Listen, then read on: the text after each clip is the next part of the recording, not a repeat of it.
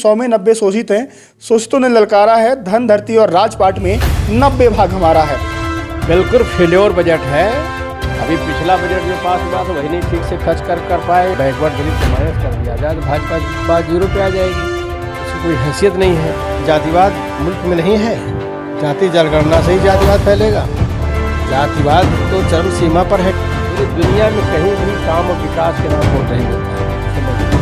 कहते हैं कि मैं पिछड़ा हूँ। जब चुनाव प्रचार चल रहा था तो कहते थे हर मंचों से कि मैं पिछड़ा हूँ, ओबीसी हूँ, तेली हूँ। दिल में है उनको जाति जनगणना हो, चाहते हैं वो भी जाति जनगणना हो, लेकिन वो सामने आने से पहले। नमस्ते, मेरा नाम आनंद है। आप देख रहे हैं द बहुजन एक्सप्रेस। इस समय मेरे साथ 372 किराकत विधानसभा के समाजवादी पार्टी के विधायक तूफानी सरोज जी मौजूद हैं। इस समय यूपी का जो विधानसभा का सत्र चल रहा है उसमें अखिलेश यादव जी के हाथ में एक तख्ती थी। उस तख्ती पर लिखा था कि जातिगत जनगणना सरकार कराने से क्यों घबरा रही है, क्योंकि एक बात अगर जातिगत जनगणना हो जाती है तो सबको जिसकी संख्या भारी होगी उसकी उतनी हिस्सेदारी मिल जाएगी। मैं आपको बता दूं कि इसके पहले 1931 में सरकारी जो आंकड़े मतलब जातिगत जनगणना हुआ था वो ब्रिटिश हुकूमत ने करवाई थी। उसके बाद से 2011 में यूपीए की सरकार ने करवाई थी, लेकिन मुद्दे की बात यह है कि आंकड़े निकल करके बाहर नहीं आ पाए थे। लेकिन पिछले 6 महीने से अगर बात की जाए, जब से बिहार में जातिगत जनगणना शुरू हुआ है, यूपी में भी यह मुद्दा जोरों शोर से उठाया जा रहा है। विपक्ष लगातार इसको लेकर के हमलावर है। आज भी समाजवादी पार्टी के विधायकों ने शिवपाल सिंह यादव जी के नेतृत्व में धरना किया और मांग की सूबे के सरकार से कि जातिगत जनगणना करवाई जाए। मेरे साथ मौजूद हैं तूफानी सरोज जी। सर, सबसे पहले आपका स्वागत है। बहुत बहुत धन्यवाद। जातिगत जनगणना कितना बड़ा मुद्दा होगा और समाजवादी पार्टी इसको अभी चुनाव के पहले ही क्यों उठा रही है? चुनाव के पहले ही नहीं, हमारे एजेंडे में भी था, आपने पढ़ा होगा। समाजवादी पार्टी का एजेंडा था कि चुनाव जीतने के बाद हमारी सरकार बनेगी तो 3 महीने के अंदर हम जाति जनगणना काम शुरू कर देंगे, कराएंगे। ऐसा नहीं कि चुनाव आ रहा तभी हम बोल रहे हैं। हम 2011 में भी आवाज़ उठा रहे थे। शरद यादव, रामविलास पासवान, लालू यादव, मुलायम सिंह यादव, सारे लोग इस पक्ष में थे। और 2011 में काफ़ी काम हुआ भी था इस क्षेत्र में। लेकिन कतिपय कारणों से कांग्रेस की गवर्नमेंट थी, उसने रिजल्ट को ओपन नहीं किया, रिजल्ट को आउट नहीं किया जो है। अब चूँकि ये मुद्दा दिनों पर दिन जोर पकड़ते जा रहा है और हम इस पक्ष में हैं कि सरकार जनगणना करावे, जिससे लोगों को हक अधिकार मिल सके। जब हमको ये मालूम नहीं होगा कि किसकी जात की कितनी संख्या है तो उनको हम हक अधिकार कैसे दे सकेंगे, उनको डिवाइडेशन कैसे कर सकेंगे। तो सबका साथ सबका विकास जो भारतीय जनता पार्टी का नारा है वो तो केवल खोखला है। वो तो नारे केवल उनको दिखावे के हैं, हाथी के दांत खाने का और दिखाने कुछ और है। तो ये भारतीय जनता पार्टी की कतराने के कई कारण हैं। जाति जनगणना करा देने से उनकी असलियत सामने आ जाएगी, उनकी असलियत उजागर हो जाएगी। कितनी हैसियत, कितनी जनसंख्या है, कितनी नौकरियों पर लोगों ने कब्जा किया है। तो ये सारी बातें तमाम है उसके पीछे, जिसके वजह से भाजपा कतरा रही है। लेकिन इस समय जो उप मुख्यमंत्री हैं केशव प्रसाद मौर्य, वो भी ओबीसी समाज से आते हैं। 2017 में बीजेपी ने उनके नाम पर चुनाव लड़ा। उन्होंने हालांकि सुर में सुर मिलाया है कि जातिगत जनगणना होनी चाहिए। लगता है कि वो अपनी पार्टी पर दबाव बना पाएंगे या पार्टी की लाइन से अलग हट करके करवा सकते हैं, कुछ कदम उठाएंगे? नहीं, केशव प्रसाद मौर्य तो एक बार दबे मन से उन्होंने कहा कि जाति जनगणना जरूरी है, लेकिन फिर वो मुकर गए, कहाँ साथ में आए जो है। अब वो पक्ष में नहीं है जाति जनगणना के। अब वो भारतीय जनता पार्टी जो कह रही है वही करेंगे वो। लेकिन वो क्यों डर रहे हैं? वो भी तो ओबीसी समाज से आते हैं, वो भी पिछड़े हैं। समाज तो भाजपा में तो पूरा भरा है ओबीसी समाज। केशव प्रसाद मौर्य नहीं, तमाम लोग ओबीसी समाज के हैं जो है उसमें भरे हुए हैं। लेकिन सब लोग जो है भारतीय जनता पार्टी के डर से खुल करके सामने नहीं आना चाहते। लेकिन दिल में है उनको जाति जनगणना हो, चाहते हैं वो भी जाति जनगणना हो, लेकिन वो सामने आने से कतर रहे हैं। बिहार में जातिगत जनगणना शुरू हो चुकी है। क्या लगता है कि अगर बिहार के आंकड़े एक बार साफ निकल करके आते हैं तो यूपी की जो स्थिति होगी कुछ न कुछ तस्वीर निकल करके आएंगी? जरूर आएगी। जनगणना के बाद ये पूरा पता चल जाएगा कितने किस जाति का वोट है। उसी आधार पर उत्तर प्रदेश में भी माना जाएगा और जाति जनगणना तब और तेजी से प्रखर मुद्दा बन करके यूपी में भरेगा। मैं बात करूं अगर देश के प्रधानमंत्री, वो भी कहते हैं कि मैं पिछड़ा हूं। जब चुनाव प्रचार चल रहा था तो कहते थे हर मंचों से कि मैं पिछड़ा हूं, ओबीसी हूं, तेली हूं। वो भी तो, उनको भी तो आना चाहिए ना आगे। अब उनको आना चाहिए, उनकी बात है। आप उनसे पूछिए क्यों नहीं आगे आ रहे हैं, क्या मजबूरी है।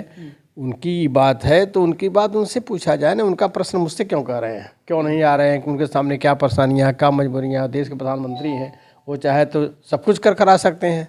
लेकिन वो भी पक्ष में नहीं है।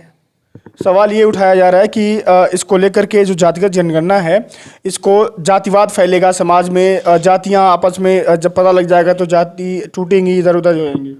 अच्छा ये बताइए, क्या जातिवाद मुल्क में नहीं है? जाति जनगणना से ही जातिवाद फैलेगा? जातिवाद तो चरम सीमा पर है, कहाँ नहीं है जातिवाद? जाति जनगणना से जातिवाद फैलेगा ऐसी बात तो है नहीं। इस मुल्क में जातिवाद तो हजारों हजार वर्ष से चलता आ रहा है, कोई नई बात नहीं है। और जब तक इस मुल्क में भी बता रहा हूँ, चाहे कुछ भी कर लिया जाए, जब तक बड़ व्यवस्था रहेगी तब तक जातिवाद रहेगा। जब तक बड़ व्यवस्था जब समाप्त हो जाएगी तभी जातिवाद से निजात पाया जा सकता है। क्या क्या फ़ायदे होंगे अगर जातिगत जनगणना हो जाती है तो? जो ओबीसी है या पिछड़ा है या दलित है, उसको क्या क्या फ़ायदे होंगे? फायदे क्या उनको? जब जनगणना हो जाएगी जो फायदे तो जब जनगणना के बाद मालूम पड़ेगा ना, क्या फ़ायदे क्या नहीं, क्या निर्णय पॉलिसी क्या बनती है, किस समाज कितनी जनसंख्या है, कौन कितने जगह पोस्टेड है, तो उस हिसाब से उसकी भागीदारी दी जाएगी सबको। इसीलिए जाति जनगणना कराई जा रही है। लेकिन अभी भी तो बीजेपी पिछड़ों का सम्मान दे रही है ना, आप उप मुख्यमंत्री बना करके दो बार, जबकि वो अब सिराथू से अपनी सीट हार चुके थे। सीट हारने के बाद भी उनको उप मुख्यमंत्री बनाया, पिछड़े समाज से आते हैं, सम्मान तो मिल रहा है। इस समाज वो उनका विषय है, मुख्यमंत्री बनाया है भारतीय जनता पार्टी, सब वोट बैंक की राजनीति करती है और पिछड़े समाज से वो आते हैं। वो तो उनको तो सीएम भी बना रही थी, सीएम बनाते बनाते डिप्टी सीएम बना दिया। तो ये भारतीय जनता पार्टी का अपना विषय है, वो किसको कहाँ बनाएंगे क्या करेंगे वो अपना सोचें जो है। 2024 के चुनाव में, लोकसभा के चुनाव में यूपी में 80 सीटें हैं। कहा जाता है कि यूपी दिल्ली जाना है तो यूपी होकर के जाना होता है। कितना बड़ा मुद्दा ये रहेगा लोकसभा के चुनाव में? लोकसभा के चुनाव के समय जाति जनगणना का मुद्दा तो बहुत बड़ा मुद्दा रहेगा। और भारतीय जनता पार्टी के खिलाफ तो इसे ऑटोमेटिक बनता, तमाम मुद्दे हैं, नौकरी के, सर्विस के, अनएम्प्लॉयमेंट के हैं, प्राइवेटाइजेशन के हैं, महंगाई है, पेट्रोल डीजल गैस सिलेंडर, तमाम बातें हैं जो मोदी जी ने जितने वादे किए थे, एक भी तो वादा उन्होंने पूरा किया नहीं, सारे वादे फेल हो रहे। अब इन सब तमाम मुद्दों को लेकर के जो है पूरा देश का विपक्ष एकजुट हो रहा है। इस बार का जो बजट आया है वो सबसे बड़ा बजट है, 6,90,000 करोड़ का बजट है। पिछला 6,15,000 करोड़ का था। सरकार दावे कर रही है कि यूपी में सब कुछ ठीक हो जाएगा इस बजट से, और यूपी में रोजगार, शिक्षा, महंगाई, जो भी सारी चीज़ें हैं वो सब ठीक हो जाएंगी। कुछ भी ठीक नहीं होगा, ये दिखावे का बजट है। ये कहा जाता है खर्च एक जुबानी खर्च होता है, पॉकेट खर्च होता है। तो पॉकेट खर्चा होता है, पॉकेट से पैसा निकलता है। जुबानी खर्च है, जुबान में खर्च होता है। तो ये तो इन्वेस्टर्स का कितना बड़ा हंगामा किए, इन्वेस्टर समिति आई, ये आई, यू आई, कमेटी बनाए, विदेश भेजे, विदेश वहाँ से 33 लाख करोड़ आया है, वहाँ पर लाख करोड़ आया। लेकिन मैं जानना चाहता हूँ, इसके पहले भी इन्वेस्टर कमेटी समिति की बैठक हुई थी, इनसे पूछा जाए कि कहाँ कहाँ आपने इंडस्ट्री लगाया, कहाँ कहाँ आपने उद्योग लगाया। इसके पहले भी तो इन्वेस्टर समिति आई थी और कितने लोगों को रोजगार दिया। ये इनके कभी वो अभिभाषण में कोई चर्चा नहीं, खाली मैंने इन्वेस्टर लगा दिया, इन्वेस्टर की मीटिंग बुला दिया, इन्वेस्टर का वो कर दिया, बस कोई प्रशंसा है। लेकिन कहाँ धरातल पर काम किया उसका कोई जिक्र नहीं कर रहे हैं। कितने लोगों को रोजगार दिया उसका कोई नहीं जिक्र कर रहे हैं। धरातल पर काम अगर जनता को दिख रहा है तभी तो 17 जीते, 19 जीते, 22 जीते, 24 की तैयारी कर रहे हैं वो। देखिए, जनता को जो काम दिख रहा है, ये एक बात है आपको मैं, पूरी दुनिया में कहीं भी काम और विकास के नाम पे वोट नहीं मिलता है, ये समझ लीजिए। कहीं भी पूरी दुनिया में न मिला है, न मिलेगा। ये सब समय वक्त का तगाजा होता है। भारतीय जनता पार्टी बरगलाने में चैंपियन है, बरगलाने में कामयाब रही है, लोग बहके हैं। कांग्रेस केंद्र में थी, यहाँ हमारी सरकार थी, यहाँ लोगों ने जहाँ भारतीय जनता पार्टी कहाँ कैसे कब किस तरह बहकाना है उसको अच्छी तरह जानते हैं। यूपी में आकर के जो है इन्होंने यादव का खिलाफ माहौल बनाया कि यादव का ही सारा काम होता है, इनको हटा दोगे तो सारा हक अधिकार आपको मिल जाएगा। तो सारे लोग जो है कि यादव कमज़ोर करने में लग गए। अब सबको हकीकत पर्दा सामने आ गया है कि कौन वास्तव में कौन हितैषी रहा पिछड़े समाज का। अच्छा, एक सवाल ये भी है कि जब ओबीसी की बात आती है तो सबसे पहला जो नाम आता है वो यादव आता है कि यादव ही ओबीसी है। अन्य जो जातियां हैं, चाहे कुर्मी हो, चाहे कुशवाहा हो, चाहे और जातियां हो, तेली हो या और जातियां हैं, उनको लगता है कि हम इस पार्टी मतलब ओबीसी जो लाइन है उस लाइन से अलग है, केवल यादव ही यादव हैं। इसको लेके क्या? नहीं, ऐसा है कि समाजवादी पार्टी के नेता जो है मुलायम सिंह यादव रहे या अखिलेश यादव हैं, तो कहीं न कहीं भाजपा इस बात की इंडिकेट करती है समाजवादी पार्टी में हर जाति, हर नेता को, हर बिरादरी को सबको मान सम्मान है, ऐसा नहीं। लेकिन ये भड़काया गया, यादव के खिलाफ एक माहौल बनाया भाजपा वालों, आरएसएस वाले, संघ वालों ने माहौल बनाया और सारे लोग उनके बहकाव में आ गए जो है। और बहकाव में आकर के सब जो है अरनाज ये बैकवर्ड दलित नहीं थे मिलकर भाजपा सरकार बनाई है। अगर बैकवर्ड दलित को माइनस कर दिया जाए तो भाजपा बात जीरो पे आ जाएगी, उसकी कोई हैसियत नहीं है। तो ये बहकाने पोट मिलता है, भारतीय जनता पार्टी के लोग बहकाने में कामयाब रहे हैं।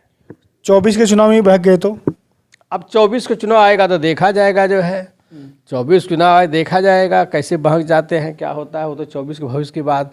अब काल्पनिक सवालों का जवाब परफेक्ट नहीं दिया जा सकता। अच्छा, एक और सवाल है, मैं सवाल पूछता हूँ कि नेहा सिंह राठौर जो लगातार लोक गायिका हैं, गानों के माध्यम से सरकार से सवाल पूछती हैं, जनता के मुद्दे उठाती हैं।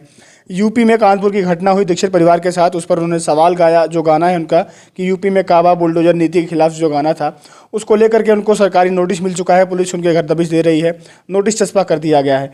लगता है कि लोकतंत्र में ये जो नोटिस चस्पा किया जा रहा है ठीक है?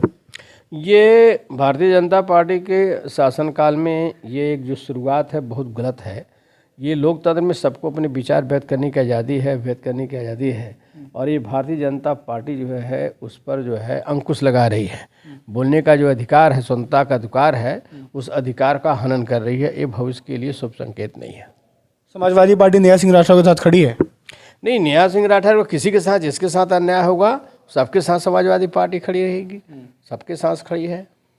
उन पर आरोप लगता है कि वो दूसरी पार्टियों से मिली हुई है इसलिए बीजेपी के खिलाफ रहती है। अब क्या आरोप लगता है क्या नहीं लगता है, लेकिन अपना हर व्यक्ति स्वतंत्र है अपनी आइडियोलॉजी, अपनी विचार व्यक्त करने के लिए, अपनी भावनाओं व्यक्त करने के लिए। मैं यही जानता हूँ उन्होंने अपनी भावनाओं व्यक्त किया है, और किससे क्या उनका किस पार्टी से ताल्लुकात है वो इसके बारे में हम कैसे कह सकते हैं। अच्छा, आखिरी सवाल, इस बार के जो बजट आया है उसको 10 में से कितने नंबर देते हैं?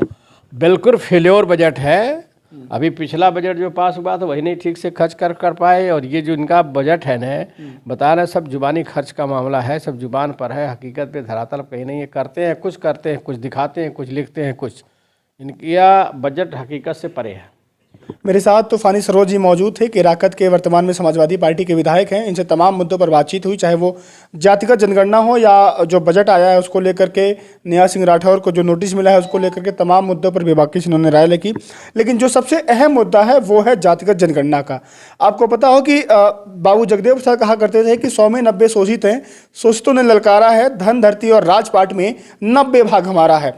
90 वही बहुजन समाज जो हमारा बहुजन तबका है, उनकी भागीदारी सुनिश्चित करने के लिए विपक्ष, मतलब यूपी में तो विपक्ष समाजवादी है, लगातार जातिगत जनगणना को लेकर के मुद्दे उठाए जा रहे हैं। देखना समझना आपको होगा, बहुजन समाज को होगा, पिछड़ों को होगा, दलितों को होगा कि जातिगत जनगणना को लेकर के वो कितना साथ आते हैं, वो कितना आवाज़ से आवाज़ मिला करके अपनी आवाज़ को रखने की कोशिश करते हैं।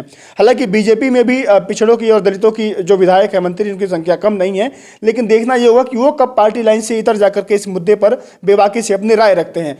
आप क्या रखते हैं, तमाम जो बातचीत हुई से क्या राय रखते हैं, कमेंट सेक्शन में अपना जो भी जवाब होगा देना मत भूलिएगा। और जातिगत जनगणना को लेकर के आप क्या सोचते हैं, आपकी राय बहुत जरूरी है। मिलते हैं अगली वीडियो में, फिलहाल के लिए नमस्कार।